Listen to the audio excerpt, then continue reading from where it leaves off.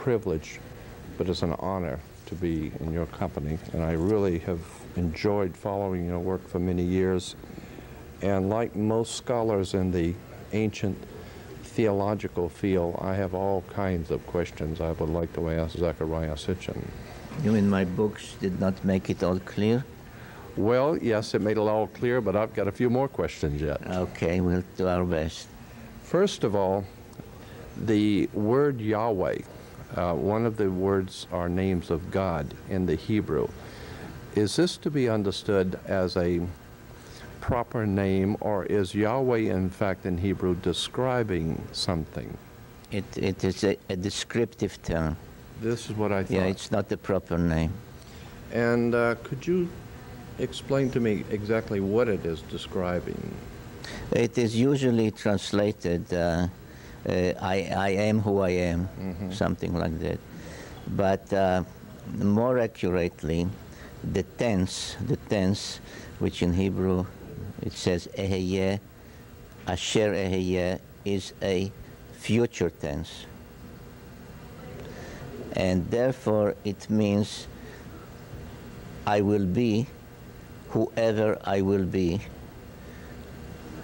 in context of the whole biblical tale, and with the throwback to the Sumerian information that I provide in my books. It really means I can be whoever I choose to be.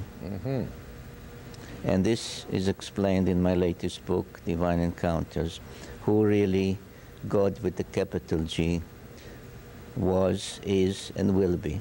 Yes.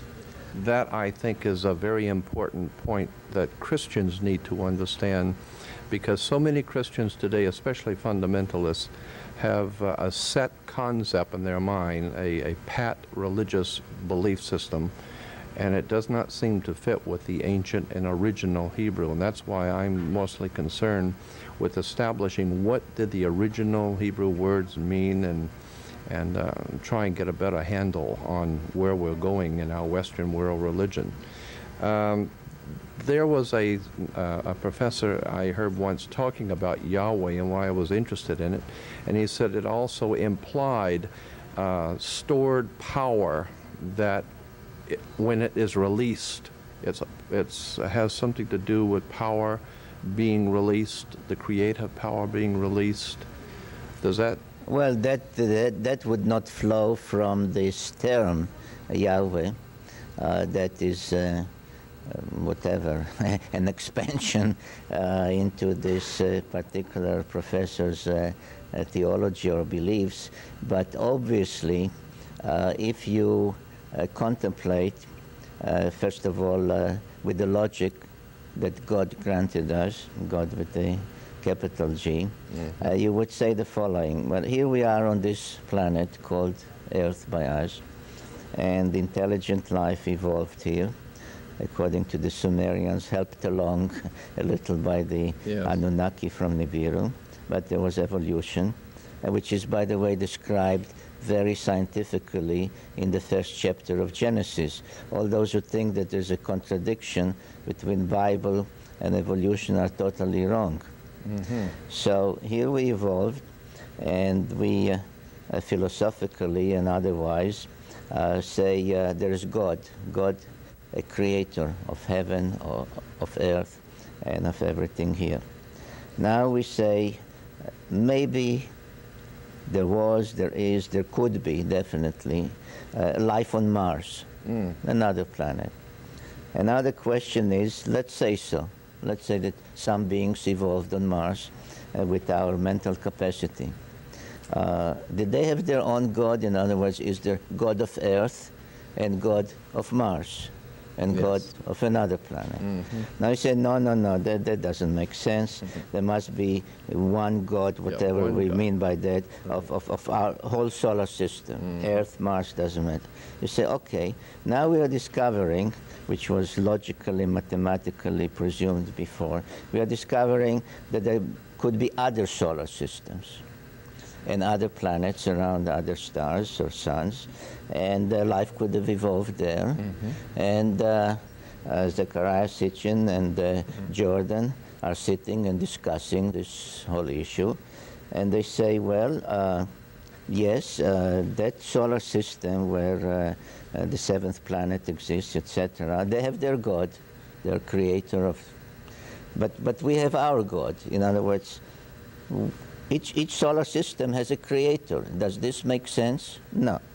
So you end up, if you really have an open mind, with saying there must be one power, to use the term that you mentioned from that professor, one power, one creator, one God, whatever we mean by that, that created everything, and not only created, in my opinion, but even determined the course of events from beginning to end, and not only in faiths like as ours, but at the end of my book, Divine Encounters, I give a translation of a Hebrew prayer, which is called the Lord of the Universe, which clearly says that this concept of Lord of the Universe, not of a solar system, not of a planet, was there before anything began, and will be there after everything ends.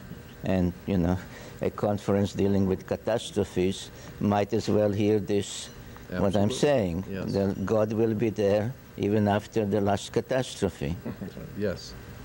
So this is really the concept of God. Now, how does it fit in with the Sumerian tales of Anunnaki, who came here from another planet in our own solar system? How does it dovetail with the tales in the Bible? It dovetails by saying that this entity, whether it has a shape, whether it has a form, I don't know, acts through emissaries. And this is the meaning, according as I understand it and expound it in the book in the last chapter, this is the meaning of what God answered Moses. He says, I can be whoever I want to be. So I can be Enlil, I can be Enki. Makes sense to me. Because they are only my emissaries. And this, I think, is the real truth of what we have to understand from the Bible. Yes.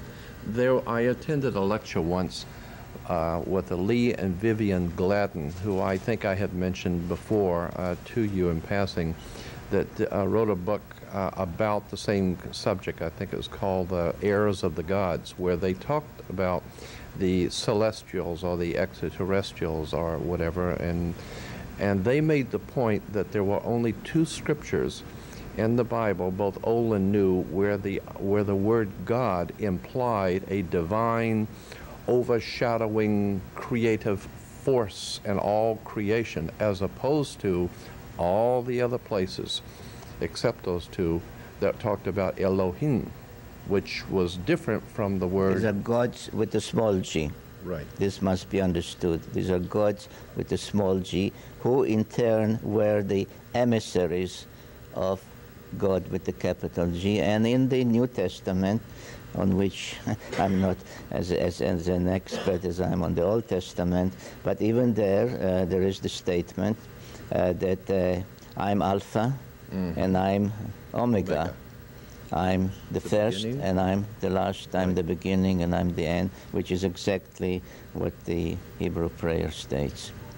That's a fascinating... there were so many questions in relation to that, but I'm very interested in the sons of God also. That is, were the Elohim the sons of God, or were the Elohim They were the sons Anunnaki, of God? and it is their sons born on earth who married the daughters of Adam. So then we could say then what you're saying is the Elohim were the ones that in the Hebrew is referred to as the sons of God. No, the Elohim are what the Sumerians called Anunnaki. Okay. Those who from heaven to earth came. They are Elohim in the Bible. Indeed, when you encounter this term, and mostly in connection with the so-called pagan gods that are also called Elohim in the Bible. Indeed, at some point, Joshua gives the Israelites, before they cross the Jordan into the Promised Land, they say, you now have a choice, like make up your mind. Do you want to follow the Elohim of Egypt? Do you want to follow the Elohim of Mesopotamia? Or do you want to follow Yahweh as the monotheistic concept of one God that rules, controls, designs, etc., everything? You know, the prophet Daniel in the Old Testament, I think it's 4:23 in Daniel, says that he was given a vision by God where he saw the earth, and it was in a total, the words were a desolation, a destruction and a desolation of the world, in a vision taking him back to an ancient time. Can't remember exactly how the words were in Daniel, but that reminded me of Genesis 1:2, where it says that God created the heavens of the earth, or Elohim created the heavens of the earth, and the earth I raise was, my hand yeah. to tell you that. I mean, indirectly you raise a very, very fundamental question for biblical scholars, and thus for theologians. In Hebrew, the sentence, the verse says, Bereshit, which is translated in the beginning. Elohim, God, created the heaven and the earth. And many, many theologians, for generations, even goes back to Talmudic times, you know, even the time of the temple, the second temple, asked how could it be that the story of creation, of beginning, starts with the second letter of the alphabet, the bet, the beta, the B, and not with the first letter of the alphabet, the aleph, the alpha. It just beats logic, beats your beliefs. And what I show in my book, the latest one, Divine Encounters, is that if you add the aleph, which may have dropped somewhere along the rewritings, etc., of the Bible, it becomes that not Bereshit, Av Reshit, the father of beginning, created Elohim, the heaven and the earth. Oh, okay. So the supreme creator created the Anunnaki, Elohim, the heaven and the earth. And that is a whole different subject. That I really hope that through this interview and all the exposure that it will thus give, that those who have the say in these matters would really consider this suggestion by me, that if you add the aleph, you give a whole new dimension to this first sentence of the first book of the Bible. Very, very interesting, very important, I feel. The second scripture, where it says, and in that time God created the heavens and the earth was without form and void. I am told, as I have researched this, that it can be equally and legitimately translated a different way. Rather than the earth was without form and void, it can be translated the earth was a waste and a desolation, or became a waste and a desolation, implying that there was already an earth situated, then came a great destruction, and then the earth became a waste and a void. So that the implications from what I can gather is that Genesis 1:1 is saying what you have established, and then Genesis 1:2 is saying that the earth that we have today is a recreation or a new situation because it was an earth in former times that was destroyed. Well, there are these interpretations of how to understand that verse, but of course there is a Sitchin interpretation, Right. because it is clear, not just to me, to all scholars, that the story of creation and then continuation, the Tower of Babel, the Garden of Eden, and of course the deluge, the Great Flood, are really versions, concise versions based on the earlier Sumerian writings. People have to remember that Abraham was a Sumerian, and therefore that if these are versions of the Sumerian epic of creation, and no Mailish, then the words Tehom Rabbah, which are translated as chaos and all the other terms that you have mentioned, really refer to Tiamat, Rabbah, Tiamat the great Tiamat, and therefore it is precisely what the Sumerian texts say, that there was another planet and that perished in the celestial battle and the collision, and therefore the interpretation that you mentioned, though it is not linked to the words or to the name Tiamat, links to the same meaningful result. In other words, that Earth is the result of a celestial catastrophe. There was a catastrophe from which our planet Earth emerged. came from. Right. Yeah. So it leads to the same conclusion in different ways, and maybe it's good that you know, two approaches lead to the same conclusion. Yeah, but I have always felt that there was most likely another civilization, ancient civilizations, even before, and this is just my own conjecture, even before the ones that we know of. Definitely, you're absolutely right on that, because even according to the Sumerian tales, and especially, I mean, many texts, but especially the so-called King List, that deals with the cities, pre-antediluvial cities, and with the 10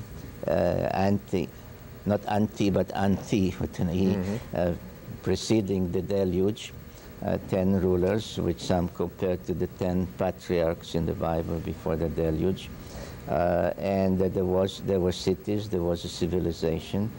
The Assyrian king, Ashurbanipal, boasted that he could read tablets from before the flood.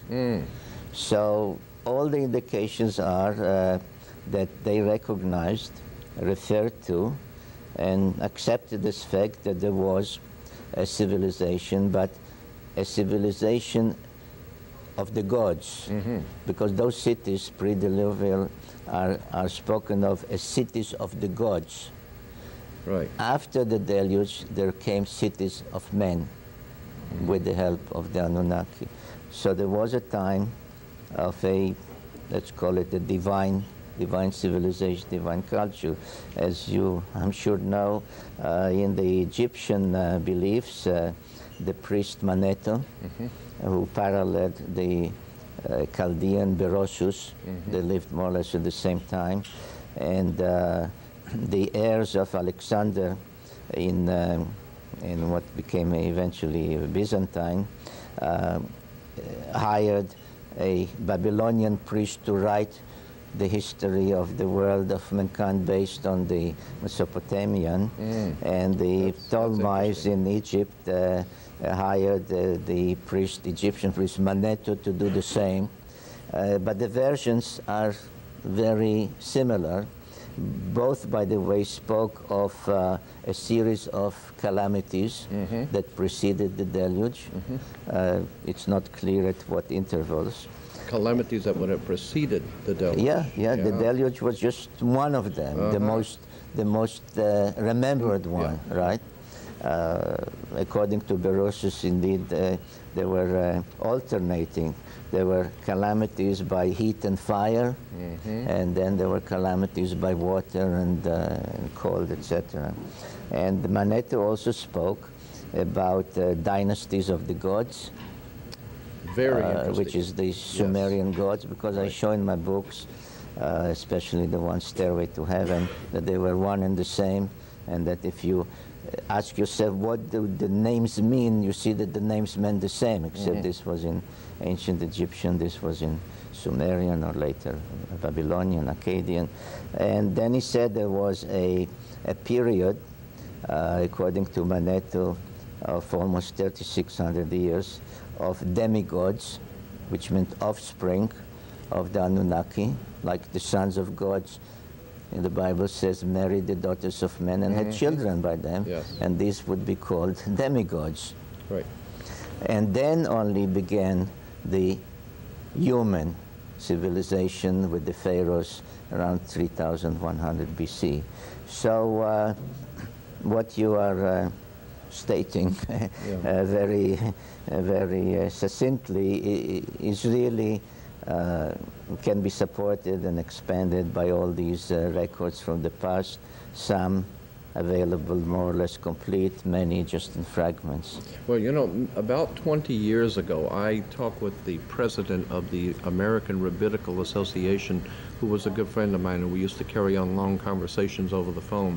And I asked him about, in Genesis 9, I believe it is, where this is after the flood of Noah's day, God says to Noah to go forth with his sons and daughters, sons and wives, and go forth and multiply and replenish the earth. Re obviously means do again.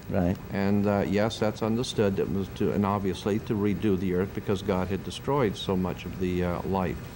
But then again, if you go back, as I said to him, if you go back to Genesis 1, I believe it's 28, where God creates Adam and Eve, and he's telling the original couple to go forth, reproduce, and replenish the earth. Do it again.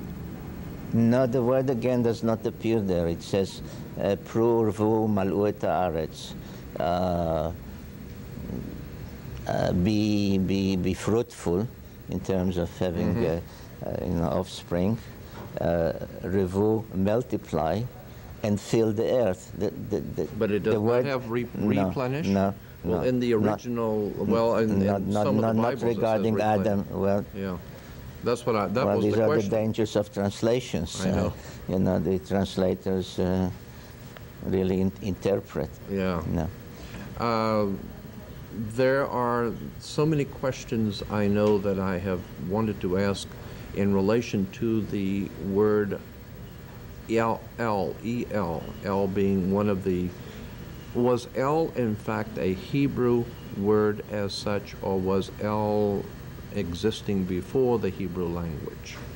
El is the Hebrew for what, Hebrew stems from Akkadian. Okay. All Semitic languages stem from Akkadian. Canaanite, Phoenician, Moabite, etc. stem from Akkadian, which was the language that came after the demise of the Sumerian civilization, a little before, and Babylonian, Assyrian. Right. So when I read an Assyrian text, it's almost like Hebrew. I mean, not exactly. There are dialects and so on. So the Hebrew word El, which is usually translated God or divine being, really is from the Akkadian Ilu, I-L-U. I-L-U, yes. I-L-U. Yes. And it meant literally the lofty one. So if you want to be very precise, you have to translate wherever it says El, you have to say the lofty one. Now, I was asked... You mean the elites? The lofty one. You never know. You That's never right. know. Maybe elite comes from that. Yeah? Well, here's a new subject. Right. I was asked, for example, by my brother about, he says, well, if Yahweh told Moses, who persisted to know, what is your name, what is your name? He said to him, call me, whatever, or he really told him, tell the Israelites that Ehyeh asher ehyeh, whoever I want to be, I'll be sent you to be my spokesman, emissary. So my brother asked me, and then it says there that he says, I did not tell my name to Abraham or to Isaac. That's right, yes. So my brother said, so when Abraham referred to whoever told him, leave your home, go to Canaan, do this, do that. Who was he talking to? When he went to his wife, when he went to Isaac, and said, I'm supposed to take you to Mount Moriah. Who did he say? Who did he say told me that? Yeah. Good question, if he had no name. I said, well, we find an answer to that because after Abraham saved his nephew Lot from the attackers who came from Mesopotamia, you know, the war of the kings of the east against the Canaanite kings. He saved him.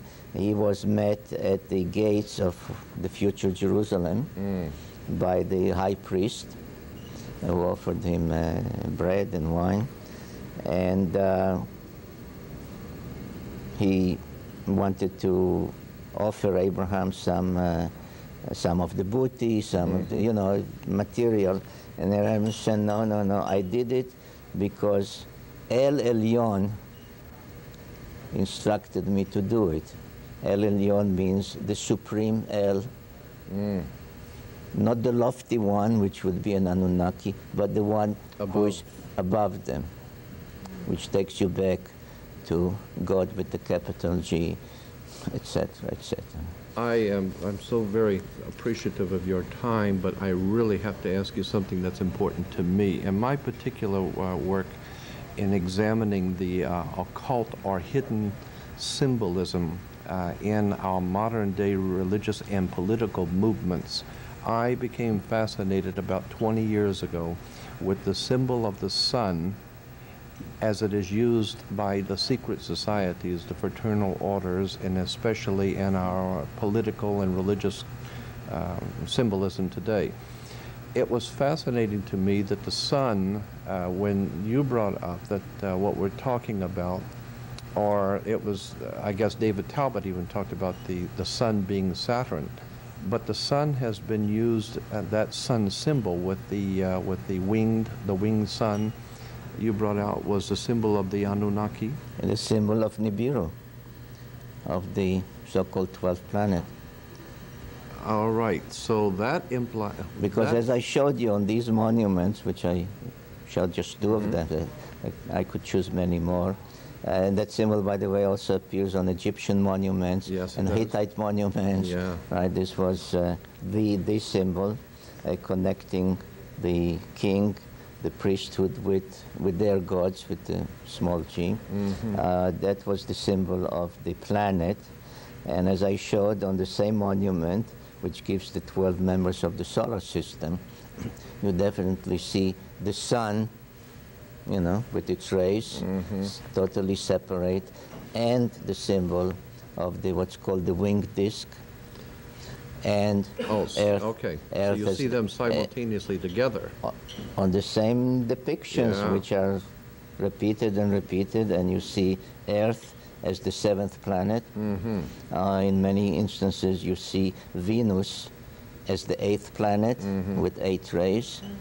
You see Mars as the 6th planet with 6 rays. So everything corroborates what I've written. Well, the sun, as I said, is a particularly important symbol to me because I see it in so many political and religious depictions and symbols. And of course, with the coming of Christianity, the concept that the Messiah is God's son, and I believe that there can be a comparison made between the ancient veneration of the sun S-U-N in our language, as opposed to a veneration of the individual, S-O-N. And I think probably that has some problems with our languages and interpretation.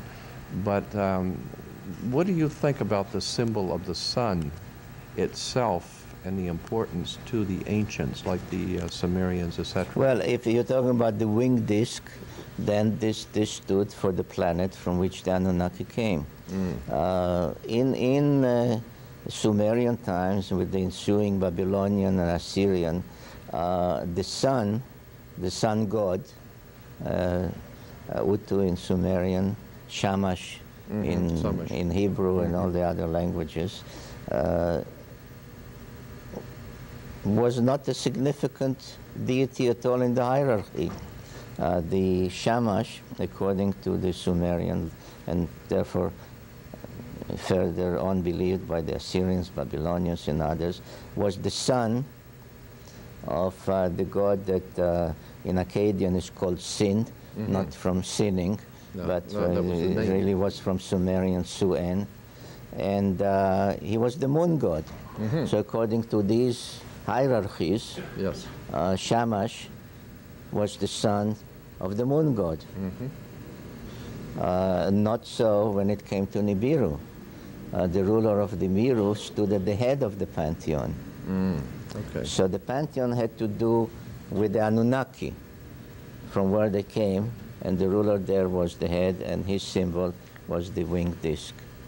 So this really has to do with all these misconceptions about who the ancient peoples really worshipped, whether that's it what was, I'm trying to get to, and many books written, especially at the end of the 19th century and the beginning of this century, say they were these or that people were sun worshippers, and this was a sun religion, and the Egyptian called Ra. Some say Re, but it's Ra. I mean, the same people who spell it Re, R-E, then go and write the name of the pharaoh Ramses. Ramses, which means issue, emanating from Ra. So when they say the name of the pharaoh, they say Ra, but when they say the name of the god, they spell it Re. So it's Ra, because it also appears in the Bible. So they say he was the sun god. He was not the sun god. He was the god who came from the planet of millions of years, which is the parallel of Nibiru. A planet, definitely planet, not the sun. So there's so many misconceptions that it may take a century to get rid of, because it's an accumulation of 2-3 centuries of research. In my collection, I have about 4 or 5, I think it's 5, 2 of them are doctoral theses, and others are articles, long, extended articles appearing in the Middle East on the word chief cornerstone. And I picked up on that. That was a fascinating study where the word chief cornerstone is translated from the Hebrew when it appears in Hebrew, which is, I think, Psalms 118:22, where Messiah is referred to as the chief cornerstone. While in the Christian Greek scriptures of the New Testament, the Messiah or Jesus is referred to twice as the chief cornerstone. That word chief cornerstone, what does it actually imply for the Messiah in both Psalms and in the Greek? Have you? It is not cornerstone. In other words, when you lay the foundation, you have a cornerstone. Right. It's the apex stone. Rosh Pinah, the head where the sides meet, like in a pyramid, the apex stone, the top stone, the one that is really the conduit to the heavens. Yeah, because that's what these articles were all saying. Everyone was saying it was the pinnacle of a pinnacle. Pinnacle, yes. But not foundation stone on the ground. Now, the big question, of course, obviously is going to be, on the back of the $1 bill, of course, is the Egyptian pyramid with the 72 stones of the 72 names of God, I believe. But the implication with the apex floating heavenward, right? Yeah. And if that is which is in the Masonic symbol, that's right. But it is also, as you brought out, the word actually in Hebrew in Psalms 118, yeah. which means the peak of the pinnacle. The pinnacle and remember, stone. even in the New Testament, when Satan takes Jesus to the temple to tempt him, the scripture says he takes him up to the pinnacle of the temple, to the point of the temple. I am totally sure that there's a lot of symbolism that the early... Yeah. That I the think early we should rewrite the Bible in English, not in Hebrew. That's very important As a to matter of me. fact, I was thinking about a new translation based on my understanding of. I think that would be absolutely important for so many people in the Western world to get a better grasp on the symbolism, the implications of the original words, where they came from, and just get a new understanding from where all of this came. Well, with your help, yes, I would love to do that. may come to be. Is there anything else you might tell us about that symbol of the pinnacle or the chief cornerstone, and how that might be of importance to us, particularly in this time that we're living, when everyone seems to be especially in the Christian world, looking for the Messiah? What would be your thoughts on the concept of the Messiah being the chief cornerstone, the coming back, God's You don't kingdom? think I'll be drawn into that? No. I don't. No. Oh, okay. You tried. Okay. All right. Because I will go on record as saying I think that there is an entire story here that needs to be looked at. This whole concept of a coming kingdom of God, the Messianic kingdom, the chief cornerstone, the ancient gods. There seems to be... I think that the literal translation, even from the New Testament, is not just the second coming, second, but the return of the kingdom of heaven, right? Yes, return. That brings us to probably... the conclusion of this interview. Yeah. Well, the planet, Nibiru. Is there anything I can have you say concerning the return of Nibiru that you... Not yet, but okay. I promise you another interview. I promise. When I can speak about it. Let me again say that it is not only a pleasure but an honor to be with you, and I do very much appreciate your time. It's always a pleasure to be interviewed by someone who knows almost as much as I do. I leave a little for myself. You are a giant, and I Thank appreciate your time. Thank you very much. Bye-bye. And thank you very much for watching. This is Jordan Maxwell.